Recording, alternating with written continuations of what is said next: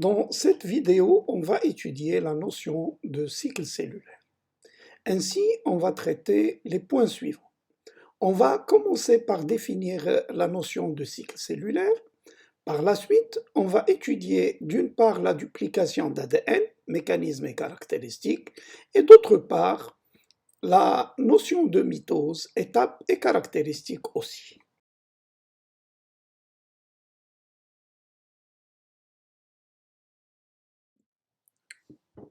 Notion de cycle cellulaire. Le cycle cellulaire représente l'ensemble des transformations que subit une cellule mère pour donner deux cellules filles identiques entre elles et identiques à la cellule mère. Il comporte deux phases, l'interphase et la mitose. Au cours de l'interphase, on a trois étapes. Commençons par l'étape G1, au cours de laquelle les nucléofilaments sont simples et décondensés, et la quantité d'ADN est égale à une quantité. Au cours de la phase S, chaque nucléofilament se duplique localement au niveau des yeux de réplication et la quantité d'ADN augmente progressivement jusqu'à atteindre 2 coulomb. Au cours de la phase G2, il y a duplication totale des nucléofilaments et la quantité d'ADN est égale à 2 coulomb. D'autre part, il y a la mitose avec ses 4 étapes. Prophase et métaphase. Au cours de ces étapes, il y a condensation des nucléofilaments, ce qui donne des chromosomes bien spiralisés, bien visibles et bichromatidiens.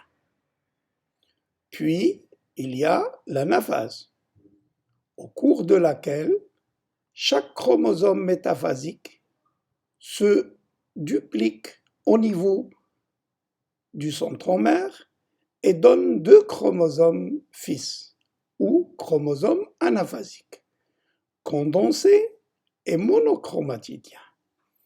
Et pour terminer, on a la télophase, au cours de laquelle la cellule mère donne deux cellules filles identiques à la cellule mère. Par la suite, un autre cycle peut recommencer.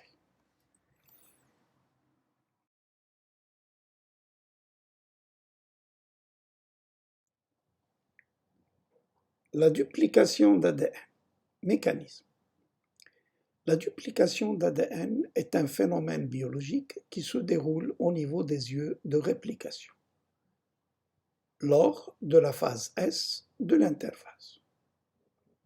Elle nécessite la séparation des deux chaînes nucléotidiques et la formation des yeux de réplication, en présence d'hélicases qui détruisent les liaisons hydrogènes entre les bases azotées et le complexe enzymatique ADN polymérase qui intervient au niveau de chaque filament ancien pour polymériser un nouveau brin d'ADN selon la complémentarité de bases azotées.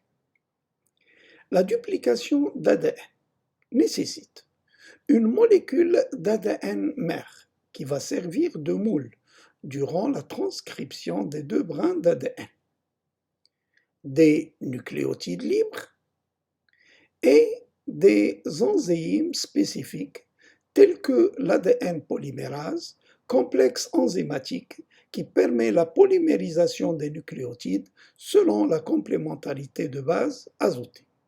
Et n'oublions pas la nécessité de l'énergie sous forme d'ATP. Maintenant, on va voir quelles sont les caractéristiques de la duplication d'ADN.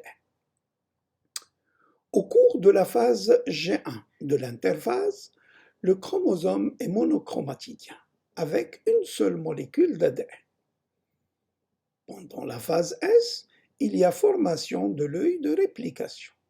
Ainsi, entre les deux brins parentaux se forment de nouveaux brins complémentaires.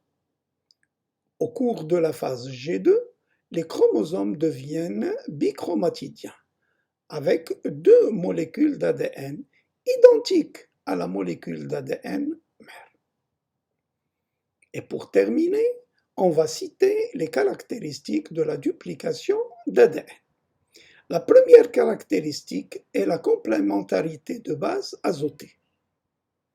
G en face de C et inversement, et T en face de A et inversement. La deuxième caractéristique, la duplication d'ADN est antiparallèle, c'est-à-dire en face du filament 3'5' se forme un filament 5'3'. Et pour terminer, elle est semi-conservative, c'est-à-dire chaque molécule phi possède un brin d'ADN ancien et un brin d'ADN nouveau.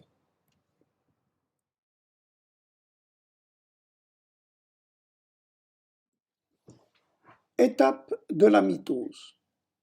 La mitose est un processus biologique de division cellulaire qui permet à partir d'une cellule mère d'avoir deux cellules filles identiques entre elles et identiques à la cellule mère. Elle se fait en 4 étapes. La première étape est la prophase, au cours de laquelle il y a disparition de l'enveloppe nucléaire et des nucléoles, apparition des fibres protéiques formant le fuseau de division, condensation de la chromatine et individualisation des chromosomes qui se fissurent longitudinalement. La deuxième étape est la métaphase, au cours de laquelle on a spiralisation et fissuration totale des filaments nucléaires et apparition des chromosomes métaphasiques, la formation de fuseaux de division et la localisation des chromosomes métaphasiques sur le plan équatorial de la cellule formant la plaque équatoriale. Au cours de la troisième étape, l'anaphase, on a fissuration des chromosomes métaphasiques au niveau du centromère. Ainsi, chaque chromosome métaphasique donne deux chromosomes fils ou chromosomes anaphasiques. Puis, les chromosomes fils se divisent en deux groupes identiques qui migrent vers les pôles de la cellule. C'est l'ascension polaire. Et pour terminer, on a la télophase, au cours de laquelle il y a apparition de l'enveloppe nucléaire et des nucléoles, disparition du fuseau de division, décondensation des filaments nucléaires et transformation des chromosomes en filaments nucléaires, et à la fin, division de la cellule mère en deux cellules filles identiques à la cellule mère.